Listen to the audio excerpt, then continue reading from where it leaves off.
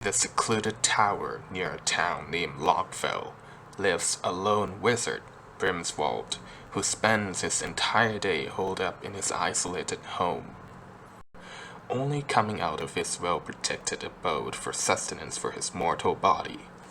The wizard is old, but powerful, able to cast spells only the mightiest can, and perform unspeakable incantations. Yet his days are numbered, and even the mightiest must fall to the cruel joke of time, age. Driven by his ambition to overcome such fate, Brimswald set out to find knowledge that could help him accomplish such task. Knowledge that his late mentor forbade him from learning in his early years as an apprentice. Necromancy, the magic deemed by most as the source of all that is evil, for it corrupts all that lay their hands on it. Fearing his own death, Brimswald is unfazed by the threat that the dark art poses. He headed into the west to Bogspiel, a prosperous town filled with magic to the brim. Perhaps there he can ask for a favor from his old friend. On arriving at the town, Brimswald quickly makes his way straight to the local inn, navigating through the city like the back of his hands. When he opens the door to the inn, he is greeted with warm air and the smell of cooked foods flush through his nose. At the bar stands a familiar face. Brimswald comes to sit at the bar on one of the available stools near the innkeeper.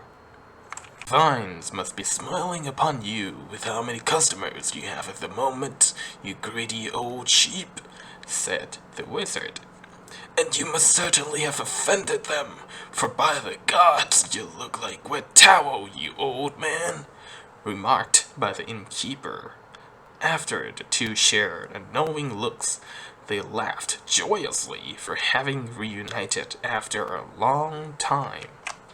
Informed Gon, the ever-friendly and joyous innkeeper, that he seeks the grimoire of undeath. You know better than anyone the cost of dark magic, old friend. However, if that is what you seek, then very well, I shall help. There was this merchant earlier today. He was showing spectacles at the center square, using spells that could only be contained in such vile book. He left the town merely hours ago, out North Gate.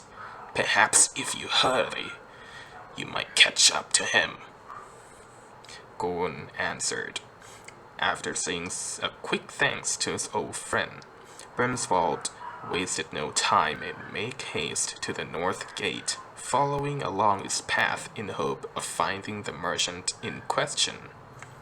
After roughly about 2 hours of tireless walk, aided by one of his spells, Brimswald caught onto the noises which could indicate battle. There were shoutings and sounds of clashing steels. Not wanting to give away his presence, even though a wizard as powerful as he is could bring down just about any foes he faced, Brimswald decided to cast invisibility on himself, then proceeds to scout ahead. Up ahead is a group of raiders ambushing what appears to be a merchant wagon. The bodyguards all seem to be defeated, save for the merchant. Having had enough of the carnage, Brimswald reveals himself. Hear me, you filthy luts! If you still value your worthless, damnable lives, walk away now before I strike you down with no mercy, said the wizard as he summons a giant ball of fire in one hand and the other is surging with lightning. Upon seeing the power of Brimswald, the entirety of the raiders disbanded with inhumane speed.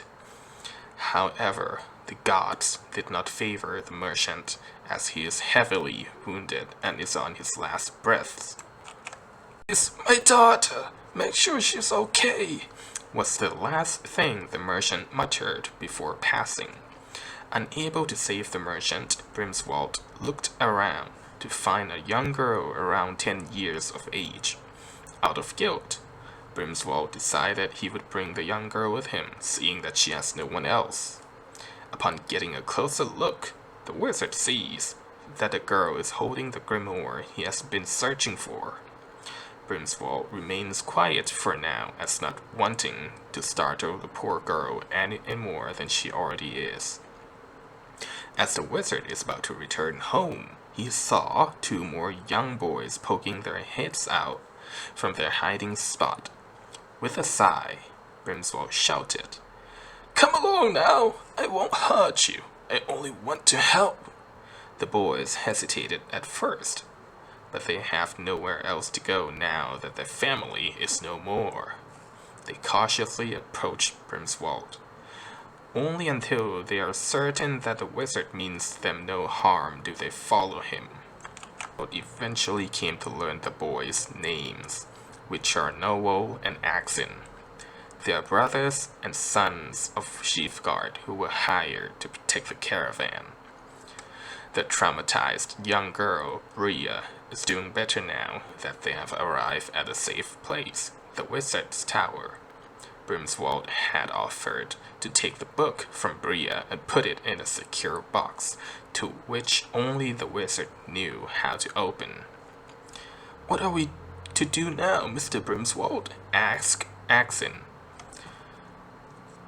"Are we going to have to find a new home, sir?" Bria chimes in, to which the wizard responded, "Oh, that won't be necessary, dear ones. You can stay here for the time being." If you ask Brimswald if one day he would have a child of his own, let alone 3 children, he would call you crazy and give you an earful for even thinking that. The studies of magic requires absolute concentration and devotion. There's no room for distraction, and yet here he is, taking care of Bria, Axin, and Noel. Time passed, the 3 children got older, and so did the wizard. Many days have passed during these 3 years. Every day, Brimswald would wake up to the sound of Axin cleaning his studies and to the smell of Noel cooking breakfast. Today is no different. Coming down from his room, the wizard could smell roasted turkey coming from the kitchen, indicating that Noel is cooking a special meal today. "Where's Bria? Is she practicing magic again?" As Brimswald asked that, the sound of explosion can be heard, along with rumbling floor, which answered his question for him. "Yes, she's practicing summoning balls of flame in the back of the tower, Brimswald." Sheepishly came Axin, wanting to see the progress of his newly self-appointed apprentice. Brimswald came down to the back of the tower to see Bria blasting away at wooden target practice with small bolts of fire. "I suppose you were not the cause of this shaky incident just now, were you?" The wizard teased the young teenager. "Oh, come on, it wasn't that bad, was it? I missed the mark by a hair, but it didn't hurt anyone, right?" Bria worriedly asked. Feeling the energy and atmosphere from the 3 children today, Brimswald couldn't help but chuckle. "No, my dear, no harm is done whatsoever." Bria came down to sit at the base of the stairs leading up into the tower, distraught.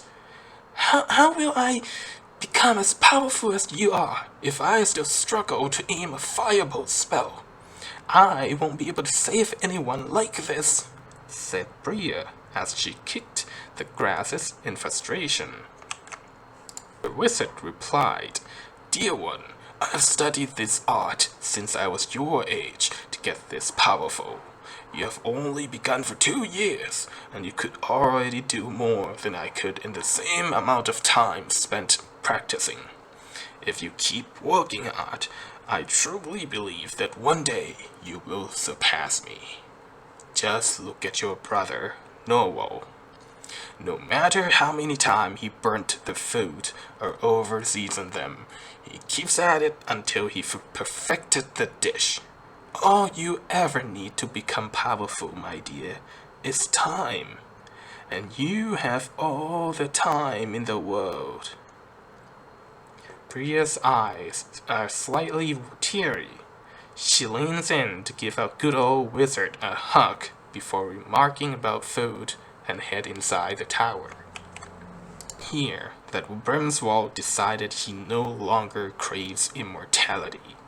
It was a week after he was in possession of Grimoire of Undeath that he learned that eternal life is costly, as one must sacrifice feelings and emotions to shed their mortal skin in order to become a lich.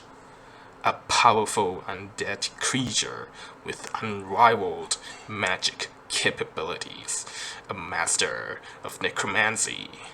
Our wizard is not so keen on paying such a steep price, for he still wants to relish every moment he has with his newfound family. He had become attached to them. The connection they share is now beyond that of blood. Evie complains by accent about the mess of his studies. Every meal shared between the four of them made by Noel. Every hole in the tower caused by Bria's destructive spells. Even as death is creeping in, Brimswald feel no fear, for when the time comes, he will look death in the eyes with a defiant smile. For now, his children are waiting for him to join them for breakfast.